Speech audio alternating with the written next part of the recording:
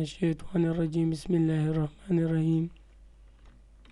په پریویس لیکچر کې په ایم ایس ورډ کې مونږه فایل مینیو مکمل کړی و. صحیح ده.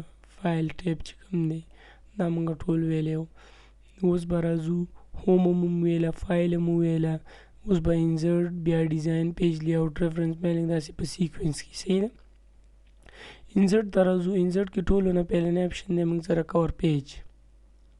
که تاسو غواړئ کور پیج نو دلته دا موږ سره تیار کور پیجز دي. که تاسو غواړئ دې نه دا پیجز ځان دپاره راغستی شي د بوک دپاره چې کوم پیلنی کور پیج وي. صحیح ده. فور ایگزامپل زما دا یو خوښ شوی، دا ما کلیک کو، ځان له پکې ایډیټینګ کولی شي. فور ایگزامپل زما پکې څه پکار دي، دلته په دې پسې زما مسټر منظور صحیح پکار دی. څه شي په باره کې دی، کمپیوټر صحیح ده، انفارمیشن په باره کې ما یو بوک دی فور ایگزامپل. نو تاسو دلته څه کولی شي، پرنټ کول، زه پرنټ کولی شم او په خپل بوک باندې څه کوم لګولی شم. صحیح ده. که تاسو غواړئ تاسو خپل کور پیج ډیزاین کړئ نو راشئ، زه دا نه غواړم نو را به شم. که نور هم غواړئ دې ځای نه هم راوړی شي، دلته به مثلا آنلاین یو څه ووي. صحیح ده. که نه غواړئ نو ریموف څه کوئ، ریموو کرنٹ کور پیج څه بشي، ریموو بشي. که تاسو خپل چېرته غواړئ مطلب نو را به شئ شیپ دلته کې. صحیح ده. خپل به د کوم ځای نه ډیزاین کوو، دا موږ سره تیار دي. صحیح ده. که خپل ډیزاین کول غواړئ خپل به داسې کار کوو چې راځو به څه ته، شیپس ته. صحیح ده. شیپس کې فور ایگزامپل همغه رنګ کې دا اوس هم چې څنګه راغستی همدغه څیز ډیزاین کوو، همدغه رنګ کې پیج. صحیح ده. ریکټینګل مې راواغستو. صحیح ده. او دلته مې څه کو، ډرا کو، لوک ډرا کو مې ښه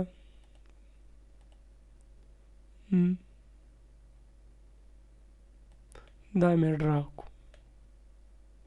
صحیح ده. ډرا نه پس هم د ده نه مې کاپي واغسته. صحیح ده. د نه مې کاپي واغسته، دا مې لږ وړوکی کړه، دې خوا مې موف کو. صحیح ده.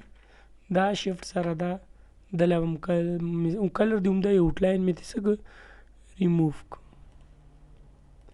لږ بیا نور هم ورجوخ کړو. صحیح شو. یو مې ته بله کاپي واغسته، دا به هم ور جوخته کړو. صحیح ده. نو دا موږ څه شي شو، فور ایگزامپل یو سمپل شانتي کور پیج شو. که تاسو غواړئ مطلب نور هم پکې چینجز وکړئ نو راشي شیپس راوالئ. شیپس نه مطلب تاسو کولی شي نور هم ډیزاینینګ پکې کولی شي. لوک دا موږ څه جوړ کړو، یو سمپل کور پیج جوړ کړو. وګورئ. صحیح ده.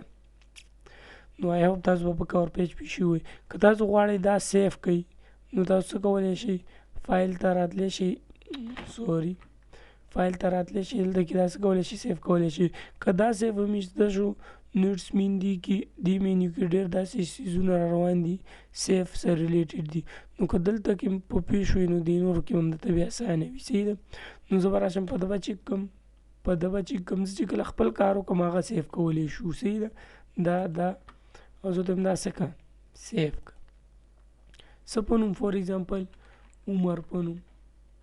صحیح ده. اوکې مې کو.